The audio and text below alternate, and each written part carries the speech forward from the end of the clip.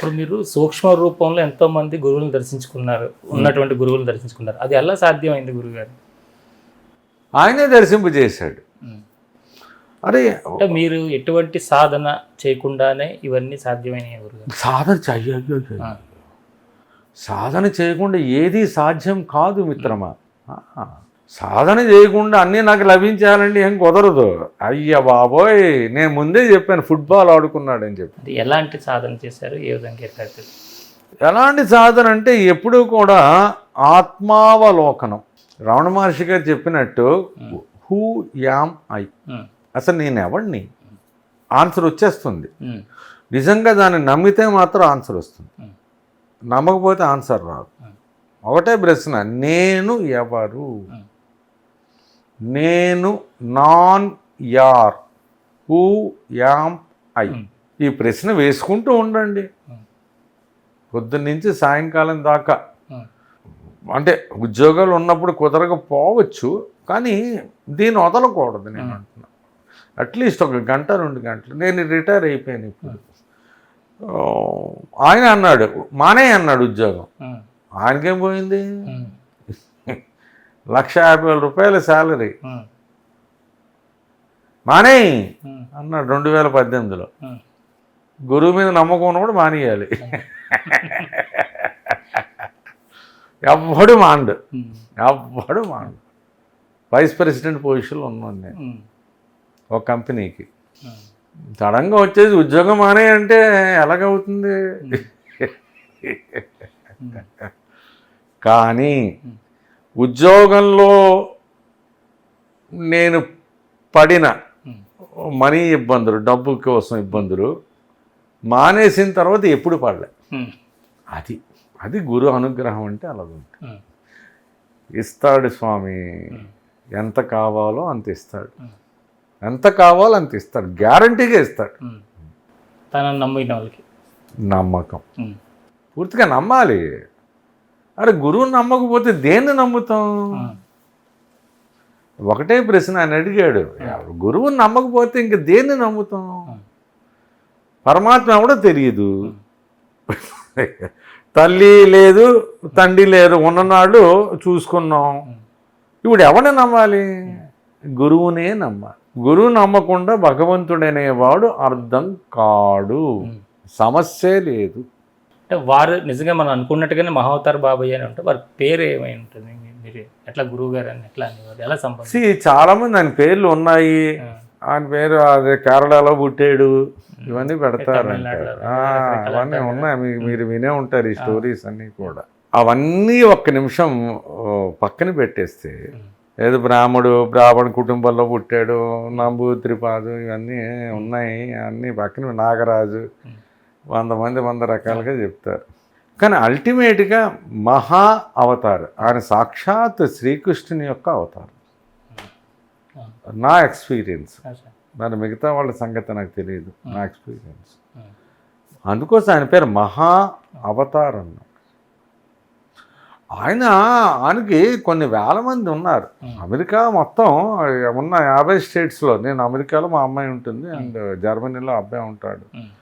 ఒక 20 దేశాల దాకా తిరిగి వచ్చిన అందరూ కూడా ఆయన ఒక్కొక్క రకంగా భావిస్తారు.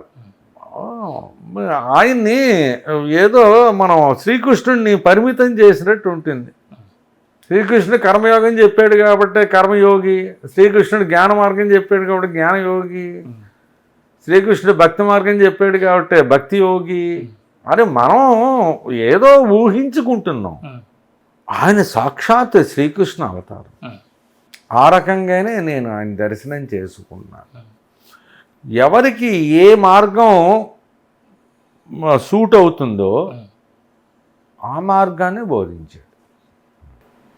వారు అనుకుంటే క్షణకాలంలో మీకు శక్తిపాతం ద్వారా మీకు అనేక రకాల ఇస్తాడు. కానీ ఏ సద్గురువు అలాగే క్షణంలో ఇవ్వడు.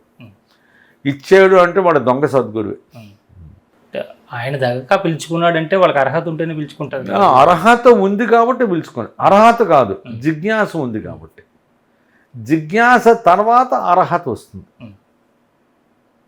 ఫస్ట్ జిజ్ఞాస, తెలుసుకోవాలనే తపన తపన తర్వాత అర్హత. అది గురువు ఇలా చూస్తూ ఉంటాడు కళ్ళద్దాలు పెట్టుకొని. జిజ్ఞాస లేకుండా, తపన లేకుండా అర్హత ఎక్కడి నుంచి వచ్చేస్తుంది స్వామి? చూస్తూ ఉంటాడు గురువు. లేదనుకోండి పక్కకు తోసేస్తాడు. మొహమాటం లేదు. మీరు ఒక్క విషయం గ్రహించండి. శంకరాచార్యులు వారు అంత గొప్పవారు, రామానుజాచార్యులు వారు అంత గొప్పవారు, అండ్ మధ్వాచార్యులు వారు అంత చాలా గొప్పవాళ్ళు.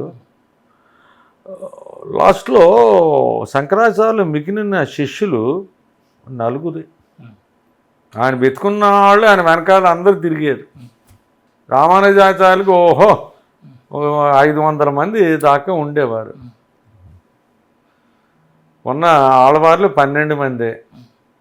దాంట్లో 2 తీసేయండి, ఆండాళ్ళని గరుడ ఆడవారు తీసేస్తే ఇంకెంతమంది మిగిలారు? అందరూ నిమ్మన జాతీయులే. రాఘవేంద్ర స్వామికి ఎంతమంది మిగిలారు శిష్యులు? మధ్వాచార్యులకి ఎంతమంది మిగిలారు?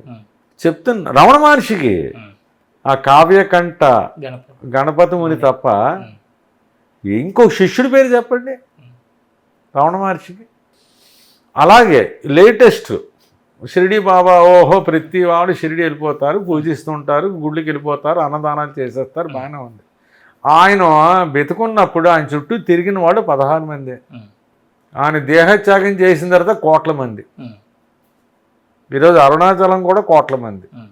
ఎందుకు గురుగారు వాళ్ళు ఫిజికల్ బాడీలో, అంటే ఈ దేహంలో కంటే బయటికి వచ్చి ఎక్కువ శక్తి? కాదు కాదు కాదు కాదు కాదు సాధారణంగా భగవంతుణ్ణి పూజిస్తున్నది భక్తులు భయంతోనే. భక్తికి మూలం భయం. ఒక్క సమాధానం. అవ్వడు దేవుణ్ణి భక్తితో పూజించట్లేదు, అందరూ భయంతోనే.